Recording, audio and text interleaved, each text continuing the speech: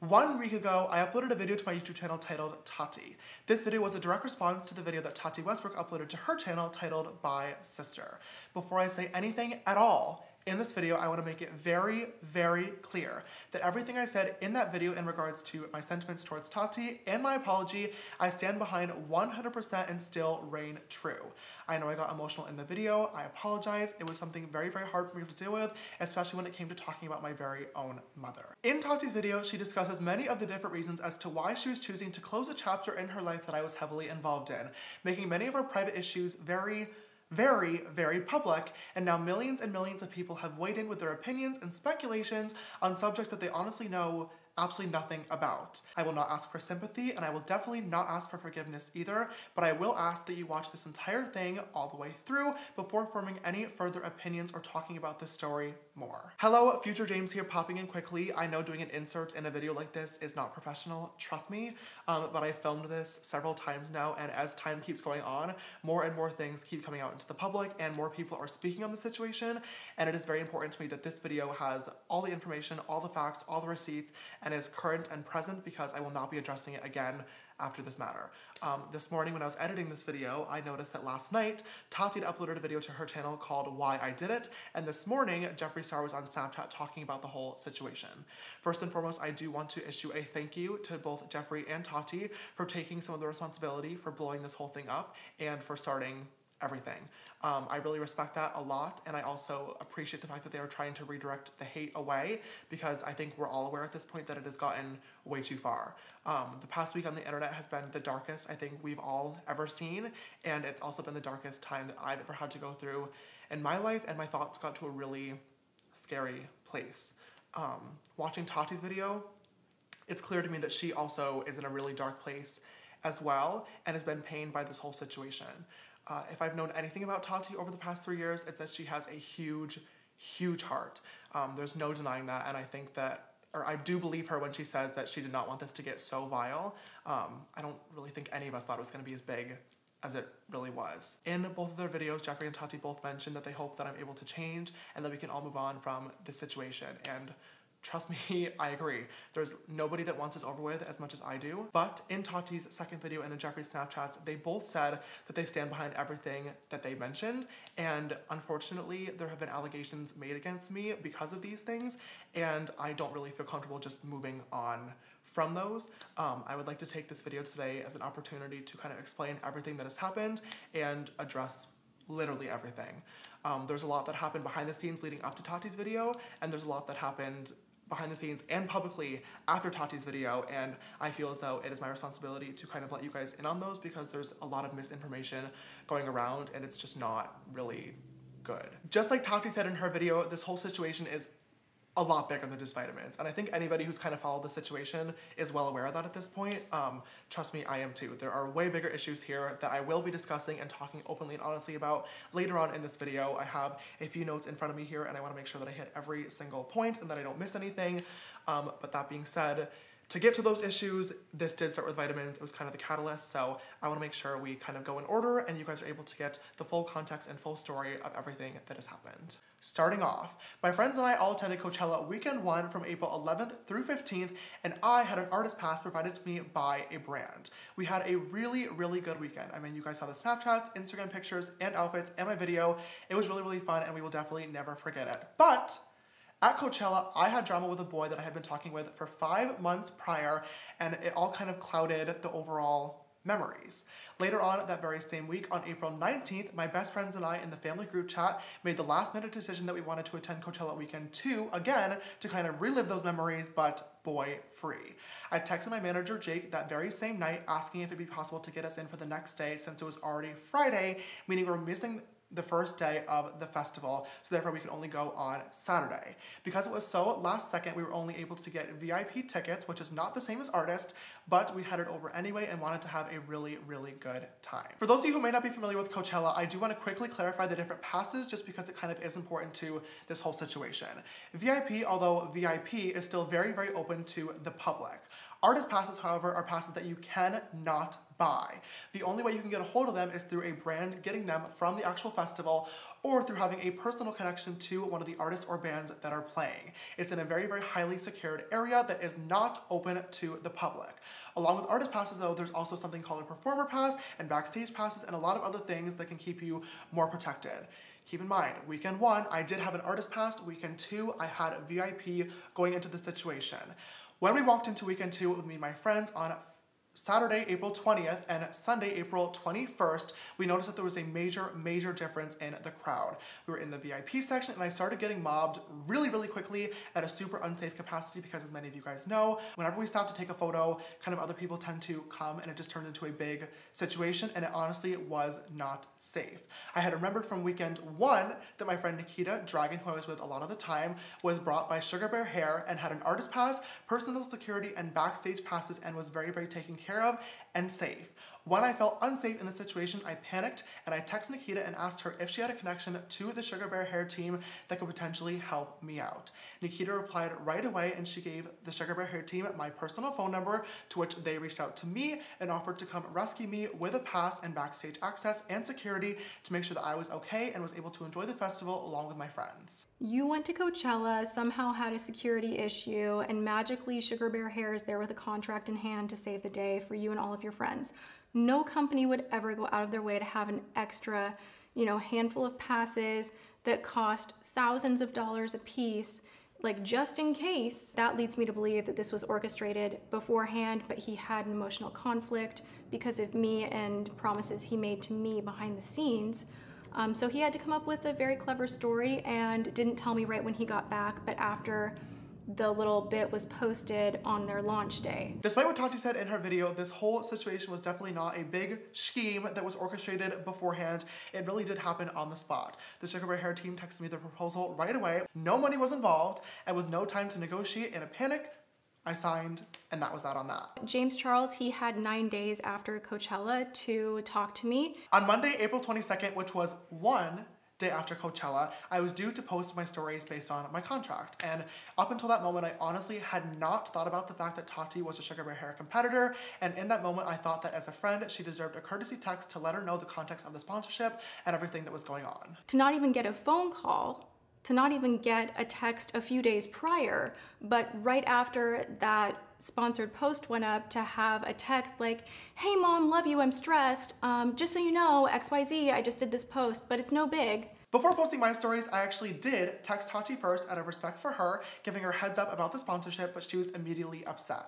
I tried my best to kind of explain the entire situation and also give her a direct apology as well, but at this point I had signed the contract and I absolutely had to post it. There was no getting out of it. I then headed to the airport and took off on a flight to San Francisco. And by the time that I had landed 1 hour later, Tati had uploaded all of her Instagram stories of her crying, talking about the friends of the community that haven't really supported her, how she was alone, and how she felt very hurt and betrayed. Very quickly, people put 2 and 2 together and realized that this was clearly about me, and I started getting thousands and thousands of tweets and comments and texts about the whole situation. Throughout the next several hours, I made countless attempts to text both Tati and her husband James, and many phone calls as well, trying to reach them, all of which they did not respond to. And later on that night, while sitting in my hotel in San Francisco, because I could not reach Tati, I issued a public apology directly on my Instagram because I really wanted to make sure she saw that I was sorry, and I wanted to end the situation by taking full responsibility for my actions. Over the next several days, I made countless attempts to contact both Tati and her husband James on all their different phone numbers. I texted and called Tati's business number, her family number, and also James's personal phone number as well. After a full entire week of trying to reach out and handle things in private with Tati and her husband James and getting no response, I figured at this time it'd be best to just respect their space, give them their privacy, and that whenever Tati was ready, she would reach back out to me to handle things in private and hopefully move on with our friendship. That is everything in regards to the Instagram stories. Now that we've talked about that, I want to discuss a few of the things in Tati's video that were misleading and false. The reason that James always said that he couldn't promote Halo on his channel and really do heavy endorsement was because he has a teenage audience and it would just be inappropriate. Now, this time was just confusing to me, mostly because this conversation never actually happened. If you guys know my channel, you would know that I don't really do dedicated product reviews ever, which is what Tati is known for. But even though that is the case, I've still multiple times talked about her products on all my social media networks. I have to word okay, I forgot to say too. Hello. I'm going to a really important event later on tonight. My best friend... we are going to a very important event. Yes, this is true. And this is a very important launch to me because it is my best friend Tati. She's launching something new on Halo Beauty. Super proud of her. By the time this video is out, it'll already be up, so go check it out. Promo for Tati, love you the most. Who doesn't need a little beauty boost every now and then? Two of the following statements are real claims made by the original Halo Beauty Booster supplement. Oh! Which are the real ones? Can I just say I love you guys for putting a Halo question in there. We originally I love you for that. I just received my package from Halo Beauty. This is Tati's brand new brand. I did not tell Tati that I was buying these, but I did pay for these myself because I just wanted to support her, and I'm so happy. I know she's getting a lot of backlash on this, which is making me so mad because I know she's worked so hard on these for the past several years now. Congratulations, Tati. I love you literally so much, and I'm very, very proud of you and all your hard work. I do want to keep this video strictly based on facts and receipts, but one of the most hurtful things Tati did in her video was bring up my mom and question her parenting. No tears this time. My mom is the strongest woman I have ever met. She is kind, she is creative, and she is caring. She is a cancer survivor, and she balances a marriage, a full-time job, and raising 2 boys with absolutely crazy lives. She's taught me so much in the past, and when I've made a mistake, she has never turned to public humiliation as a form of punishment. All that being said, I love my mom, and I think she's doing a damn good job, if I do say so myself. The last phone conversation that James Charles and I had, he said some things telling me about a situation that happened in Seattle at my birthday, and it literally made me want to vomit. Oh my God, you tried to trick a straight man into thinking he's gay yet again, and somehow you're the victim. You know, it's really disgusting to manipulate someone's sexuality, especially when they are still, you know, emerging into adulthood and don't quite have everything figured out. You are using your fame, your power, your money to play with people's emotions, and you're doing that to have them behave sexually in your favor, even if they're straight. And you know what? That's not okay. And how dare you laugh about it and make meme after meme and retweet and this and that, and I love straight boys, and make it a joke. Because this behavior is not normal, it's not okay. Cracking someone's sexuality is not an escape room. First of all, I am a 19-year-old virgin. I talk about boys quite a lot on my social media networks. Clearly at this point, it is not acceptable anymore. We're talking about that in a little bit, I promise you. But just thought I would bring it up, put it out into the universe. I don't really get a lot of action. We have probably guessed this at this point. So that being said, I have never and would never and will never use my fame, money, or power to manipulate or get any sexual actions from a guy. That is disgusting. It is not me. And the fact that Tati brought this up blows my mind because she knows the real story. The story that we're talking about here is a situation that happened when I was in Seattle for Tati's surprise party with a boy named Sam. Now, I'm going to tell you the full story since everybody seems to be leaving out literally every single detail. In Tati's video, she mentioned that she was disgusted and had to apologize to her family for me apparently saying things that I wanted to do to a waiter and then justifying those actions by saying, I am a celebrity. Okay, this literally did not happen. What did happen is that me, Jeffrey, Nate, and my best friend Drew all flew to Seattle to surprise Tati for her birthday on February 14th. That night, we went out to dinner with Tati and James and her whole family, and we're in a restaurant. There was a cute boy across the restaurant that I kept making eye contact with and that I was interested in. And the conversation of dating for me and Jeffrey both came up at the dinner table, and we were talking about it for a very, very short period of time. The conversation never got inappropriate. Period. The boy that was involved with the story is named Sam. Now, when I originally wanted to do this video addressing everything, I did plan on crossing his name and keeping him completely private, but he has since come out and made a video of his own talking about the situation, just like Tati leaving out many, many details. But in his video, and in the screenshots that I have, Sam mentioned that he was perfectly fine and found the flirting that I was doing flattering. So I'm not really sure why this got turned into something much bigger, but it simply was not. And he was looking at me later on that night. He started talking to the other employees about me, asking me if I had a Valentine. This was on Valentine's Day, where he especially thought that I was very attractive and he wanted to get my phone number and all that. But the wait staff at my restaurant didn't let that happen. He left and it kind of just went untalked about. The I'm a celebrity thing is really incredibly frustrating to me because this is an inside joke between my friends and I that Tati has also participated in, and she twisted this to be something far worse than what it is. This is the joke that really is where we say I'm famous, not I'm a celebrity, and it's something that we don't say in public very often because without context, I get it, it looks and sounds really, really bad, trust me. Literally, famous is synonymous with anything good. So yeah, if my YouTube video does well one day, my friends will say, oh my God, James, you're so famous. But literally, if my friend takes a good Instagram photo, oh my God, you're so famous. If our boneless buffalo wings at Chili's are extra delicious one day, oh my God, these wings are so, so famous. It has nothing to do at all with fame, power, or money, which is what Tati alluded it to being. And it is so frustrating that she turned an innocent and funny inside joke that she has participated in into something so beyond disgusting. I'm going to try my best to make a long story very short. The next day, Sam slid into my DMs first and I happened to see it. We started talking back and forth and he mentioned that he was flattered by me flirting with him the night beforehand. Sorry about last night, you're very attractive. And then I responded with, it's all good, very flattering actually. A few minutes into the conversation, I asked him about his sexuality and he told me straight up that he was bisexual. Oh my God, you tried to trick a straight man into thinking he's gay. There was no straight men being manipulated anywhere in the story like Tati mentioned. Later on in the conversation, he asked when I was leaving Seattle and I told him the next morning, to which he responded, I wish we had time to hang out. And I said, hey, why don't you come over to my hotel tonight? We can watch a movie together. He said, sounds good. Later on, he messaged me first and told me, hey, straight up, I've never done anything with a guy before. I'm a little bit nervous. To which I told him there was absolutely no pressure. This is all shown in the screenshots. Sam showed up at the hotel. We watched the movie together and we cuddled. After the movie, I asked him if he wanted to kiss, to which he said yes. I get to the hotel room, we say hi, it's all fine. We end up watching a movie. And after that movie, he asked to kiss me. I said yes. And we ended up making out for around an hour. And if I'm being honest, he's the worst kisser I've ever kissed. Way too much tongue. All right, note taken. After making out with Sam for over an hour, I did invite him to sleep over at the hotel. And he kept telling me to stay, like, please stay, don't leave me.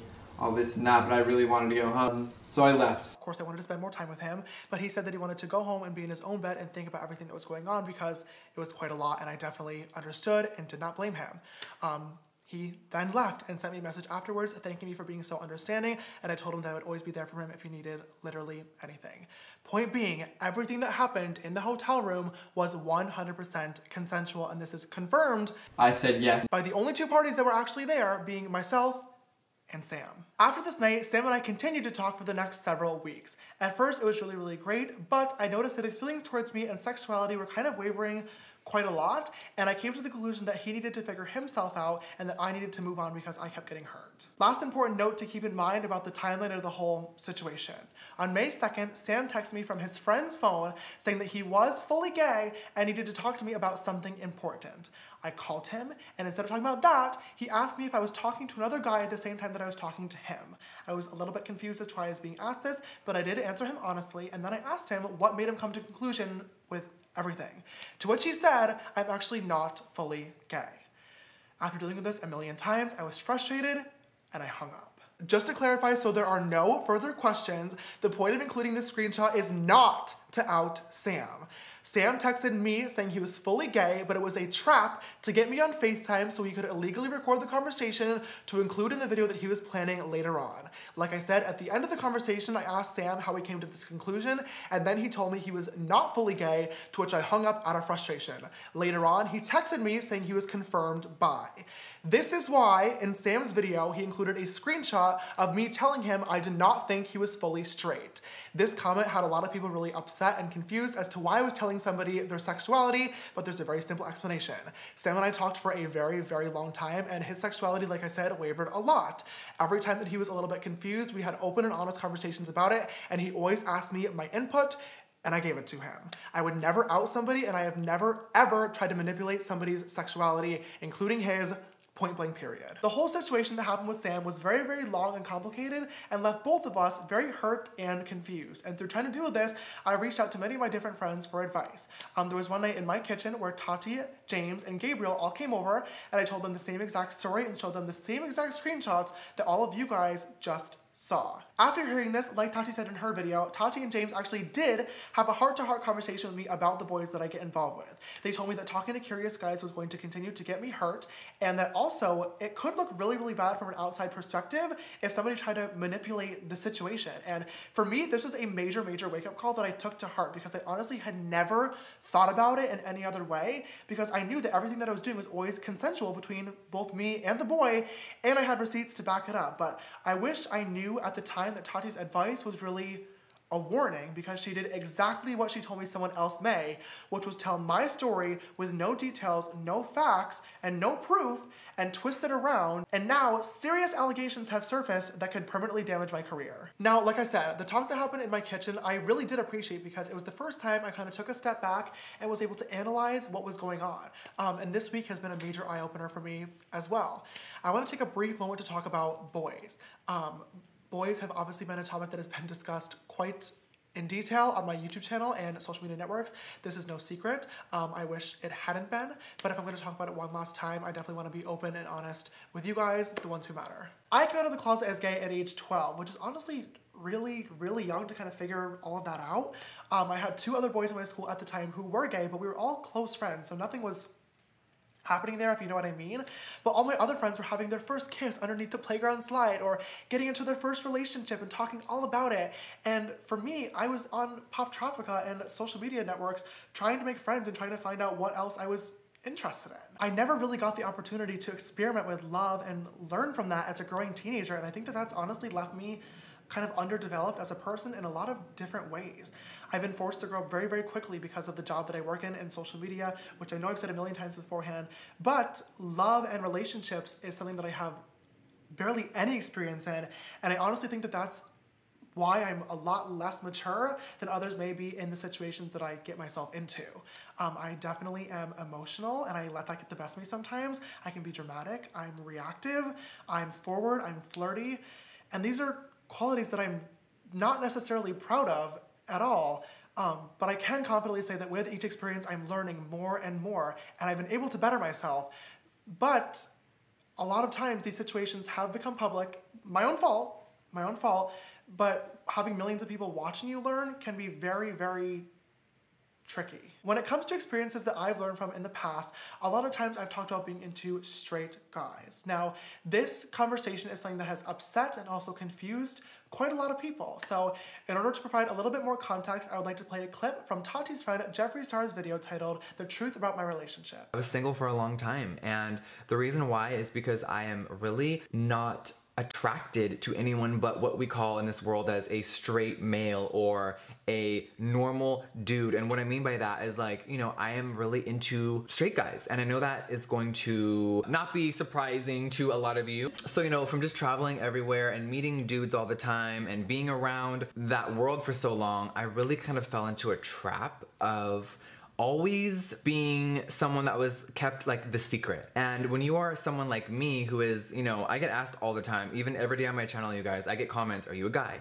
Are you a girl? Are you transgender? Are you trying to transition? What are you? Being someone that is like me, that is a guy that looks like a woman, right? I keep doing this because so many people are not into labels these days, and I love that. I'm all about that. You do you, call yourself whatever you want, whatever you believe in. I think that is the beauty and the freedom of, you know, living, is we can be whoever we want to be. I've always been into straight men, and the problem with that my entire life is I never found real love, because straight men behind closed doors, they love people like me, they love hooking up, they love having fun, they love the relationship as long as other people don't know. I really like this clip from Jeffree's video because not only is everything in it very accurate, but I honestly feel like he did a great job of explaining a topic that is very confusing and complex and that not a lot of people understand, including me fully, to be honest.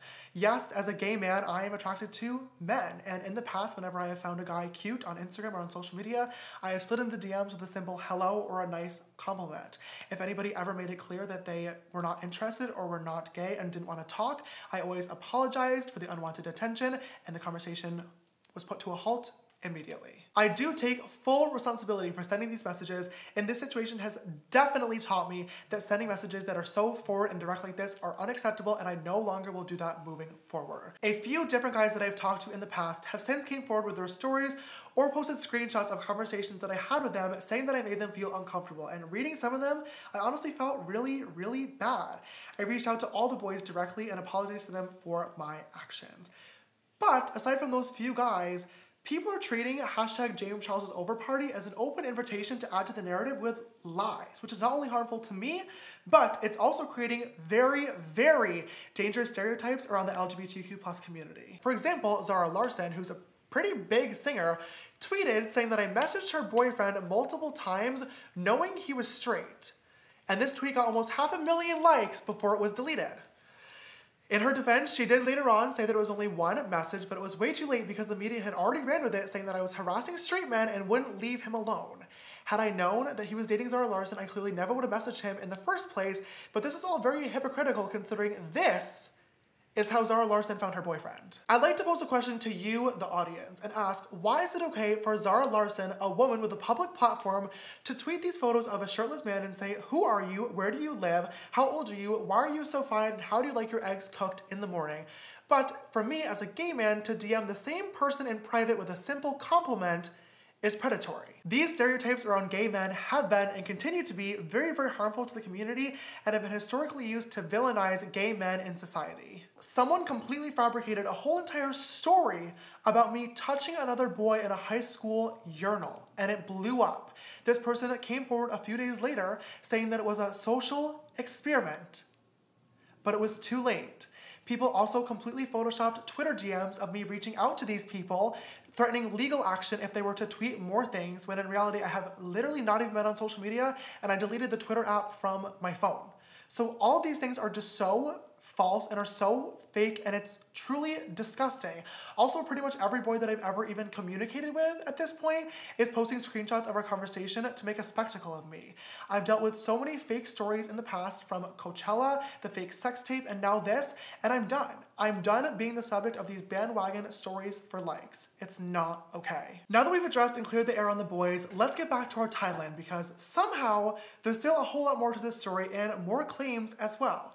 In Tati's video, she said that she felt she needed to bring all of this to the public eye because people needed to know what's going on behind the scenes, and I truly cannot believe that I'm about to bring up what I'm going to bring up, but I feel the same exact way. On Monday, May 6th, Jeffree posted this tweet to his Twitter, which I instantly started getting tagged in. After this tweet and a few other ones from him and his friends, I decided to reach out to him and ask if there was something going on that I should be aware of. He replied to me and he said that it was not about me and that it was about another brand stealing his ideas. This message was in a voice memo, which has since disappeared from the screenshot. You'll just have to believe me. I have literally no reason to lie at this point. Even though he said it wasn't about me, I still asked to talk to him, but he said he was unavailable. A few hours later, while I was getting ready for the Met Gala, I got this text from Jeffree. Concerned but mostly really, really confused, I reached out to him about meeting together in private in hopes to speak together and figure out the misunderstanding, but he didn't reply. 3 days later, still no response. I decided to reach out again, but he was not available to talk. I flew to Australia on May 8th, and on May 10th, hours before my scheduled meet and greet appearance where 5,000 fans were already waiting outside, I was woken up at 4 in the morning by my friend because Tati had just uploaded her video titled "By Sister." Watching Tati's video, it was very clear to me that my friend was still very hurt, and even though I had already apologized both privately and publicly, I wanted to make a video right then and there with my raw and honest emotions. But because of the time difference, it took me an extra few hours to film the video and get it up, and by the time I was about to hit publish, I received yet another text from Jeffree Star. I've already cleared up Sam and our night together being 100% consensual. He was absolutely not trapped in a hotel room, but Jeffree also brings up Zach. Zach is his boyfriend Nate's brother, and not only did I not pursue Zach, who identifies as mainly straight, but it was actually Jeffree who suggested that I talk to him in the first place. Hey, Nate's brother is single and mainly straight, right up your alley. Sounds good. And he... Sounds great for me. And he just moved here, work. Zach and I talked on Snapchat for maybe a total of 10 selfies back and forth to each other. He was super, super sweet, but it was very clear to me that he was not actually interested, and the conversation stopped before anything could even get remotely flirty at all. With everything going on, I did not reply to Jeffrey's text in the moment. A few days later, on Monday, I woke up again in the middle of the night from a phone call from my little brother Ian, who was very, very upset. He told me he had tweeted saying, "Why do people act so tough online about somebody from his hometown who was bullying him?" And Jeffree Star, of all people, had quote tweeted Ian's tweet saying, "Why is your brother a predator? Why'd you really move back to New York City? Exactly, shut the fuck up." Many people were quick to call out Jeffree for bullying a kid who had nothing to do with the situation literally at all, and he deleted the tweet. After this, I went to check my phone and noticed that Jeffree had texted me a few minutes prior, and I opened my phone to this. I really want to read this text out loud just so you all get to hear exactly what I had to read, but also so I don't miss anything. "Grayson is going on camera shortly to finally tell the world how you tried to molest him and touch him in his sleep and made him uncomfortable for months, you sick motherfucker. Next, Zach will be going on camera to tell how twisted and sick you were, trying to get him to like you and then make him feel bad when he didn't want to send you photos back. Then Sam from Seattle will be joining me and Cameron to talk about you trapping him in his hotel room. You need to be locked in prison for a very long time. You need the internet taken away from you. You are a danger to society." As disgusting as it is, I have to admit, bringing up Grayson Dolan was pretty clever. At the height of all these allegations and stories going around, both of the twins unfollowed me, not wanting to be associated, and fans started speculating that the rumors could be as to why. Too bad that aside from our pre-planned collaborative jokes that happened in the Sister Squad videos with me and Grayson flirting, nothing ever happened between us. And when all this went down, I knew Jeffree was lying because the twins were two of the first people to call me and make sure that I was okay. I already mentioned Zach, and I still have no idea who the Cameron Jeffree is referring to in this message is, but he also brought up Sam last, who we also already talked about. Later on that day though, Jeffree was right. Sam did upload a video to his YouTube channel telling the whole story. He left out almost all the details and included an illegally recorded FaceTime call, which was on May 2nd, told you to remember that. But even through all of this, he still managed to get the point across that our interactions were 100% consensual. Next was Jeffree's tweet to my little brother Ian. Now, I did say that this video was going to be solely based on facts, and I of course can't prove what Jeffree was trying to imply here, and I don't want to put words into his mouth. But since it's now open for speculation, might as well clear the air. Ian actually went home for a few different reasons, but it's temporary. He had to get his wisdom teeth taken out, and he's also working on different modeling opportunities in New York City, and I am so incredibly proud of him. But he was also having a really, really hard time in LA. Dealing with a public breakup and negativity online sent him into diagnosed clinical depression, which he is now being treated for, and he wanted to be with my parents. Nothing more. Last but finally not least, Jeffree posted this tweet claiming he hadn't seen me since February and that Nate banned me from their home. Now, this so-called ban is the first time I'm ever hearing of this, and I just think it's really funny that Jeffree brought this up, considering the fact that he's tweeted me twice in between February and now saying that he missed me. Regardless, he ended that tweet by saying I was a danger to society and everything in Tati's video was 100% true. Adding insult to injury, not only did Jeffree text me, but he also went out of his way to text my best friend, Drew, this lovely message trying to turn him against me. Jeffree's messaging about me both in private and in public was hurtful, defamatory, extremely excessive, but most importantly, literally all based on lies. I wish I knew why he was doing all this, but at the same time, his track record with public feuds makes none of this a surprise.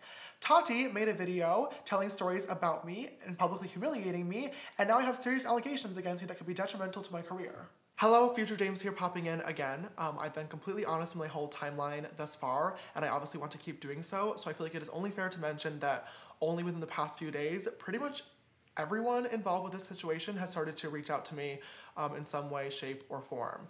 Sam Cook, the boy from Seattle, has called me 9 times and sent me a few different text messages about the situation, trying to make things right. Tati and her husband James have tried to reach out in order to schedule a meeting, but only through a mutual YouTube rep that we share. And I've also heard from that same person that Jeffree was open to a meeting as well. This whole thing has just been really difficult for me because throughout the past 3 weeks, literally all I've wanted and all I've asked for was for communication from these people, and I tried really, really hard to get that, and I didn't. So I declined the meetings because I felt like this was started publicly and it was addressed publicly, and I felt like it was only fair for me to address this publicly as well before meeting behind the scenes and talking further. That sucks to say because I still have love for these people, and I hope that one day we all can sit down together in a meeting for closure and also to discuss how in the future, if problems do come up, we can talk in private with only us involved. But right now I just need time and space to kind of get my head back to where it needs to be and get my mental health back together before I kind of rekindle those friendships. Because everything that happened still really, really hurt. And I like wouldn't wish what I went through upon even my worst enemy, no matter how angry I was. I've always tried to use my platform to spread positivity, but I feel like at this point it's my responsibility to be honest with you guys and tell you that the last few weeks of my life has literally been the most painful time that I've ever had to deal with. And my head and brain for a hot minute went to a place so dark that I didn't think that I was going to come back from. And I can't believe I just admitted that on camera.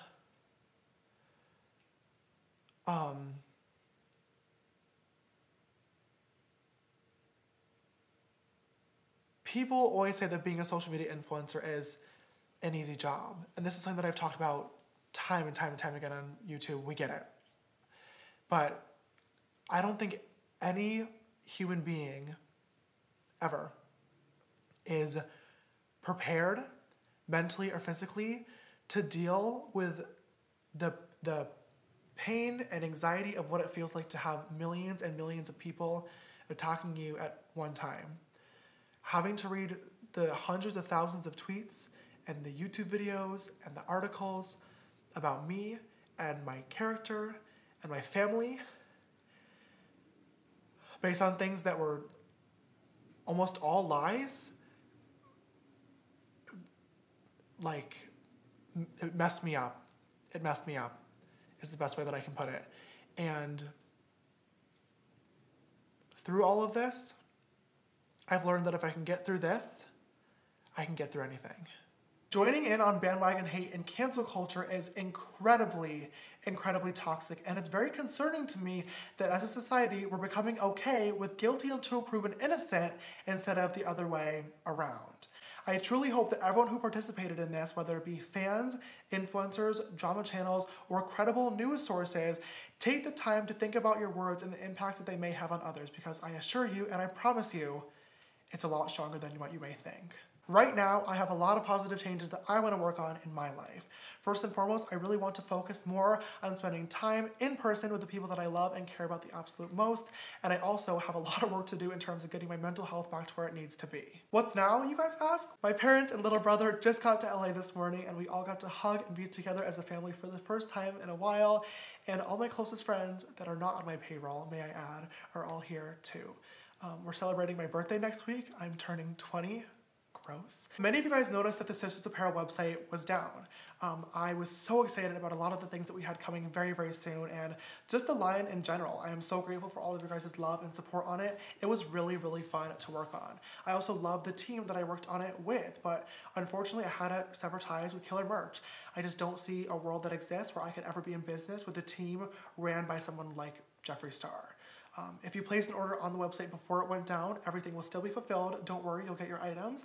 And if you had a gift card beforehand, make sure you hold on to it because the balance will be valid whenever we reopen because we are coming back, I promise. In regards to the Sisters tour, which I've gotten quite a lot of questions about, despite the ticket scandal, we are almost completely sold out nationwide, and that is mind-blowing to me, and I'm so grateful. I know there's been a lot of emails and speculation. As of right now, I unfortunately do not have a full answer on what is happening with the tour, but I will have an update for you guys by the end of this week, I promise. Going on tour has been a dream of mine for so long now, and I really want this to happen. I just feel like meeting you guys, and hugging you, and just getting to thank you face to face for what you've done for me is exactly what I need in my heart. Right now, but at the same time, tour's a lot. And it's a big, big commitment, and I want to make sure that I know what I'm getting into, and that when I walk on stage every night, it's with a genuine smile, and you guys can feel that, and you're able to smile as well. So I'll keep you posted. As for my YouTube channel, I've decided that I'm going to be taking some much needed time away from content production. On my last few videos, I've definitely noticed quite a lot of comments talking about my ego or my attitude getting the best of me and getting to my head, and I appreciate the constructive criticism and feedback, and after a lot of reflection, I think you're right. I've lost focus, and that sucks so much, but I want to get back to it so badly, and I want to get back to my original goal when I have no motivation other than just creating original content. And that'll happen for sure, and I already have some great ideas in the works, but it's just going to take a little bit of time. As for my other social medias, I pledged to myself that I'm going to try to power down as much as I can. I'm sure I'll be checking here and there, of course, but I do really want to focus more on in-person time and the people around me that are loving and caring. And that includes all of you guys. Whenever I do come back, I don't know when it is, but I just cannot wait to show you guys a better version of me. I want to end this video today with two things: an apology and a thank you. To my sisters, I'm sorry if I disappointed you, and I'm really sorry that you had to watch all of this go down. You saw a side of me that I'm really not proud of and that I know I need to work on changing, and trust me, I will be. I recognize the fact that I haven't always been the best role model, and that sucks. I've tried, but I will try way harder. But also to my sisters, thank you. Thank you for the messages and the tweets and the emails and the comments that I've received over the past week, making sure that I was okay. And the same thank you goes out to all the fans that were concerned, but offer constructive criticism in hopes that I'd be better. It does not go unnoticed, and you guys helped fill my heart with love when I truly didn't think anything would be able to. The same thank you also goes out to all my influencer friends that reached out to me in private to make sure I was okay during all of this. When it felt like the entire world hated me, it was really comforting to know that there were other people that understood the situation that were willing to show their love. I know who you are, you know who you are, and one day I'll make sure that all of you guys know who they are as well. I think that is all I got at this point. Thank you for watching if you made it all the way to the end, and in the spirit of turning something negative into a positive, bye, sister.